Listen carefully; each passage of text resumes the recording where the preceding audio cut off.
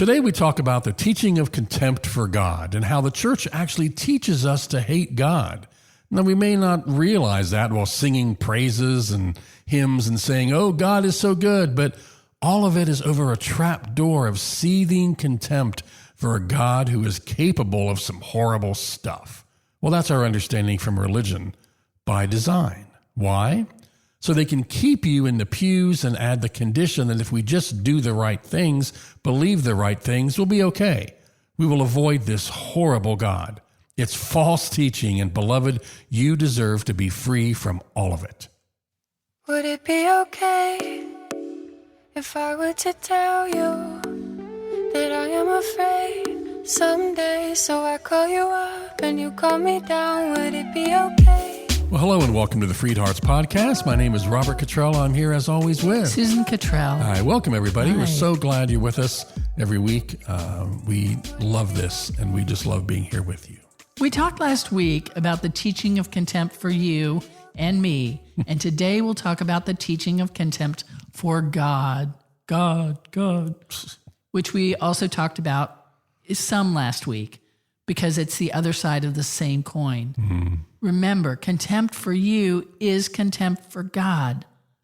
Don't say you love me if you have contempt for my children. Now, we may not think, you may not think, well, I don't have contempt for God when we sing praises and everything. Oh, God is so good, God is great and all that. But, we're doing all of that over a trap door, so to speak, of seething contempt for a God who is capable, we've been taught, is capable of some horrible stuff. There's a song called Hand of the Almighty. Oh my gosh. Are you going to go here? By John R. Butler. Excuse me, but I'm going to say the other title, which is God Will Fuck You Up. And I'm telling you, it puts things in perspective. Irreverent? No, it is not irreverent of God. It's irreverent of the system that teaches system that God that would. teaches that God does all this. Yeah, okay.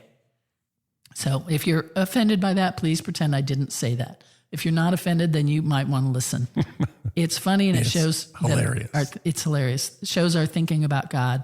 So just look up The Hand of the Almighty or God Will Fuck You Up by John Butler. Because that's our understanding from religion, that God really can fuck us up. No kidding. I'll stop saying that word now. No need to offend anyone unnecessarily. If you're going to be offended, let's do it over actual content. We talked, wow, we're off to a good start on this one. Good start. Well, we talked last week about the teaching of contempt for you, for me, and we've experienced that contempt in the passive-aggressive way when we're told that God loves you the way you are, and so do we. Yeah. Then before you're even in the door, they're working to change you. And we accept that as part of the package. Oh, sure, God can send you to hell, which is horrifying, and give you cancer and take away the person most dear to you. But if you just do these things, you'll be okay. Or, well, you should be. Anyway, it's so conditional. There's a famous koan. If you meet the Buddha on the road, kill him. And this is a shock. And it's meant to be. A koan is a poem that's meant to shock us out of our ordinary thinking into extraordinary new paradigm of thought. But I hear it to mean that whatever concept you have of Buddha is not the Buddha. So I challenge you, if you meet God on the road, kill him. Just to use the words, because we're so afraid of God, we are. And words about killing God are almost unbearable. But whatever has been painted for us about God is not God. God exceeds any description we humans can put into it could put into word or thought. Yeah. Well, it's not to say that you can't have a personal experience or communication with God, right? Or spirit. Right. But of course we can, and we do. Absolutely. That's what I love most about my relationship with spirit is how intimate and personal it is, which you cannot do with someone you're afraid of. Mm. And as we've been deconstructing our understanding of God, spirit, universe, our whole framework has continued to expand. And why shouldn't it? Isn't God always necessarily way bigger than our understanding? Yeah. Of course. And you've talked to God more than anyone I know. I'm standing in the kitchen counter and talking, I hear you. And I think, oh, you're talking to God. Yeah, that's right. And I have talked to God since I was a little girl, long before I went to church. It's always been like a real thing to me, like a real being that I was communicating with. And the more my understanding has expanded, the bigger God has gotten. Yeah, and now God includes spirit guides, angels, none of which we had words for, I think, before all of this. That's right. But now that they're our reality, it's very different than during our evangelical church years. Yes, that's right. So one story that I have about a big piece of that expansion is I went to see a spiritual guide, a prophet, I guess, a visionary. This was right after seminary. We were well into FreedHearts by then. And the things she told me were extraordinary. And she said, you've got a strong connection with spirit, but spirit wants you to know that your guides are all around you. It's not just the one line with God, but it's 360. And I love that. It resonated. Now I call them my 360 guides because they're all around. Angels, my mother, Jesus. Wouldn't it make sense that we would have a community of support? That was so expansive for me. And I know that may sound scary, but think of it as God being so much bigger than we can conceive of anyway, that these 360 guides are all God in different modes, something like we may be in mother mode or friend mode or teacher mode, but it's all us. Yeah, yeah. Now we don't tell you this so you follow our path, which is it's a work in progress, beloved. But to show you that life and universe and God and spirit are bigger than we recognize. They're bigger than any box any of us has put any of that in. Yeah. And we want to give you permission to just let God take you where God wants to take you. Not be bound up by false teaching about a God, again, that fits in some sort of box. Yeah. And any God that fits in a box is not God. Yep. Kill it. Oh, I've got You're going to keep going, aren't you? I've got actually a great story for you. And this is about God outside the box. I had an extraordinary experience where I was talking to God about this very thing, about God's magnitude. This was like during the pandemic, so it was recent. And we were well into deconstruction. And I was asking God about something. I was asking my 360 guides. I use those interchangeably. And I felt the answer, as I always have. And I've experienced God's, presence and answer to me always. But here's the important part. It suddenly hit me that I was hearing this answer the same way I've always heard God's answer, even in the church, even before the church. And I suddenly said, God, who are you? I speak to you now in kind of a new age way as spirit, my 360 guides, the universe. But I'm hearing you the same way I heard you when I was in the church.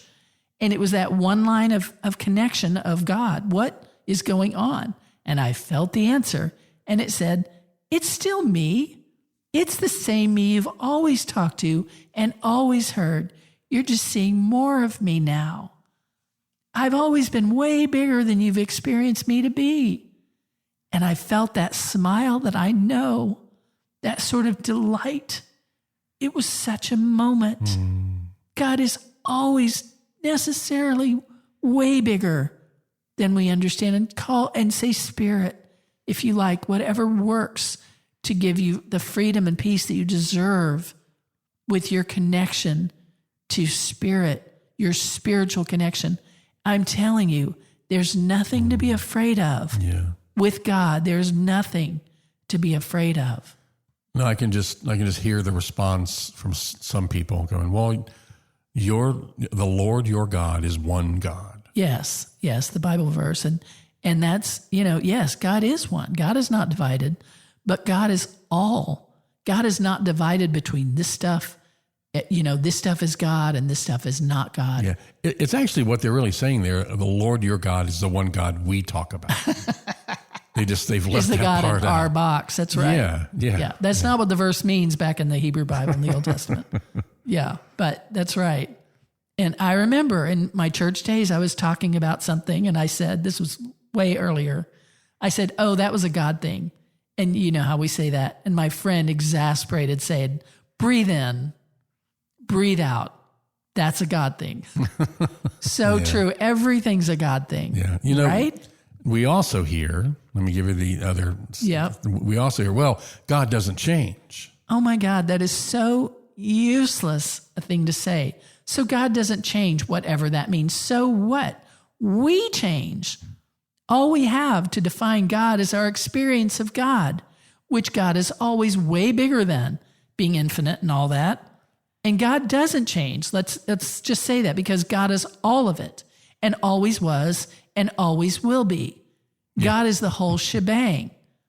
But God changes in our experience, which is where we meet God. Yeah. Yes. I mean, again, that verse should say God doesn't change from what we say they are. You know, like God doesn't change from our current description of God. That's how they interpret it. Yeah. Because if you think of the universe, for example, what did we think the universe was a long, long time ago? The earth was flat and the sun is what moved around, and there were only certain, but as we grow, our view of the universe expands. And it's hell to pay when you say something against it, like Copernicus and Galileo, experienced. Yeah. Sorry, go. No. That's exactly right. Yeah. Yeah. Well, a parent can't engage with her adult child as she did when the child was a baby, Yeah, that's right. We have conversations with our 30-year-old that we couldn't have when they were 2 or 5 or 16. Our relationship always keeps expanding, and we grow and change. That's unavoidable. Our very cells are completely different after 7 years. We're always changing, and it feels as constant as it does because the narrative we keep telling ourselves, is pretty consistent. But God changes with us, so to speak. And here's a great visual. So even Adam, who walked in the garden, saw God as a gardener. In the time of judges and kings, God was a judge and a king. And Jesus, talking to a bunch of shepherds, described himself as a good shepherd. How would he describe himself if he were talking to a bunch of New Yorkers in the 2000s? Not as a good shepherd. He's a boy from Brooklyn. And that's this whole idea of God is in this box and we will define him or her or the him, and we will define him as we say he is, and anything beyond that is just heresy. Well, that's the teaching of contempt for God. Yes, it is. By trying to keep God stuck in a box, in a book. Yeah. Beloved, in a book, smiting people and burning cities, instead of recognizing that the writers were writing about what they understood in a very different time and place for what they needed to write about to the people they knew were going to read. Yeah, and from their place of oppression, they were journaling. Yeah, they were journaling for their mental health.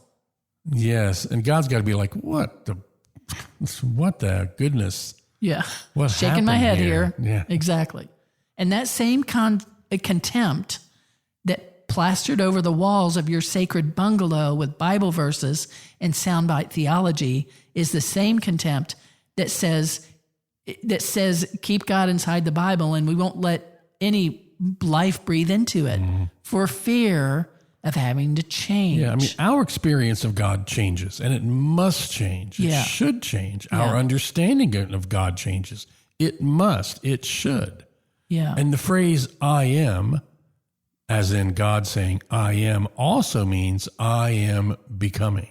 Wow, I love that. I just love that. And here's what's insidious about this. Here's the teaching of contempt. If God does not change and grow, in our experience, as we talked about, then we don't have to change and grow. What we do, what we say we do, but we've seen in the church that we don't. Haven't you seen it?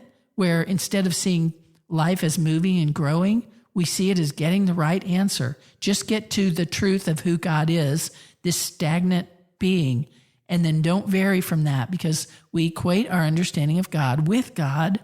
Then, because God doesn't change, our understanding doesn't change. We don't have to change. And once we get that understanding just right, and the church will help you here, then we don't have to grow or change or be uncomfortable or admit we're wrong or see another person's point of view. We can continue to teach contempt against people who don't see God the way we do. We just have to grasp the one true way to see God, and then you can remain right. Yeah. You're right. So let me ask you a question. Okay. We are talking in this about how the church teaches us to hate God. Can you just... They would never say that. Right. Okay. But having God in this limited box Is complete like contempt this for God. is complete. How so? Can you just... Yeah, because it's not who God is. Why would that lead us to have a negative view of God instead of a positive view of God? Yeah. So if God is in a box, then God only fits this certain way. First of all, then God only approves of certain people. Well, and God is wrathful, and God is wrathful, and all the things we read in the Bible we feel are justified because that's part of God's righteous nature, instead of seeing them for what they are, which is a human interpretation of what they're experiencing. Yeah. And it's contemptuous. If you walked in and you expected me to be a certain way all the time, and I showed a different side of myself, and you didn't want that because you expect what you expect, that would be contempt for me. Yeah. And it's the same with God. We don't want God. Jonah didn't want God to, save the Ninevites. In the end, he got really mad about that. The older brother didn't want the prodigal father to accept the prodigal son after all he did, Yeah. So it's contempt because we like the God of judgment and wrath. The church that teaches this does, because then we get to be righteous and above God's wrath, although we're kind of afraid we're not. So it's as long as we follow. And so that's the thing. Follow. So our child comes out and now we're in a dilemma, or we come out and we're effed up. Yeah, and that justifies a parent. In the church's eyes, it should justify a parent's condemnation and rejection of their child. Yeah, for that because reason. It's not me doing it; it's God that demands it. So you have this God of wrath, this God of judgment, this God of exclusion. Yeah, that is male and patriarchal, and they have in this box. How can we not help? Yeah, but have contempt for that God, and honestly, you can't not honestly hate that God. I mean, we just my gosh, it's a God that we don't like at all. We would never have a friend like that. Yeah, the big teaching is you better do what you have to do to avoid the wrath of this awful God. Yeah. And believe us when we say that you need to step it up because you're an abomination or whatever it is. Yeah. And so that just this whole contempt of God and of ourselves, and then that is way too much for us to take sometimes, or we sometimes will make ourselves feel better, or how the church teaches that exclusion is we turn that view of contempt outward. Yes. Contempt towards LGBTQ, That's women, exactly people right. of color. That's exactly right. We cannot have contempt for God because we might end up through the trapdoor. Yeah. So we have contempt for those around us. Right. Someone, again, us Anyone versus who them. disagrees Someone has to be the them in that. That's right. Sorry for the trigger word a minute ago. Yeah. So this is some good stuff here. Thank you for sharing this. Do you have something here to close us out, I think? I do. I have a poem for you about deconstruction. It's by Hafiz, translated by Daniel Ladinsky. And Hafiz was a great Muslim mystic who lived 700 years ago. See, if your God is big enough, you can benefit from poetry like from a Muslim mystic 700 years ago. See how big God is? He wrote poems that are full of God, Hafiz did. This one is very much like the Koan, like the God you meet on the side of the road that you need to kill. It's called The Same Suntan. Burn every address for God, any beloved who has just one color of hair, one gender, one race, the same suntan all the time, one rule book. That man is not even half a god and will only cause you grief. Wow, that's beautiful. So Beautiful, powerful. isn't it? Would you read it one more time? Yes. A little bit slower for me? Yes. The same suntan. Burn every address for God. Any beloved who has just one color of hair, one gender, one race. The same suntan all the time. One rule book. That man is not even half a god and will only cause you grief. Goodness. Feel beloved, free to print that out Yeah. and put it up where you can see it. Beloved, don't be afraid to move and change and grow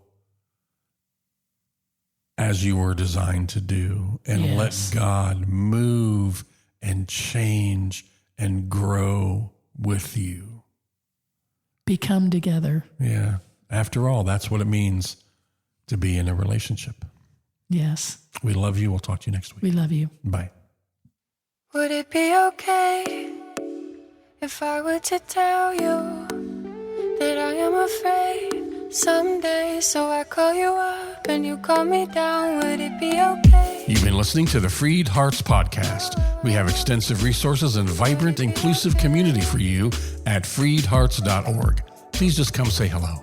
If you have questions, comments, or suggestions for the podcast, just email us at podcast@freedhearts.org. Audio engineering is provided by Luke Johnson. The music is provided by Hannah Cottrell, our daughter, the Grammy-nominated Saint Sinner. You can find out more about her and her music at heysaintsinner.com. Please share, subscribe and follow on your favorite platform, and support us if you can. Thanks for listening. Would it be okay?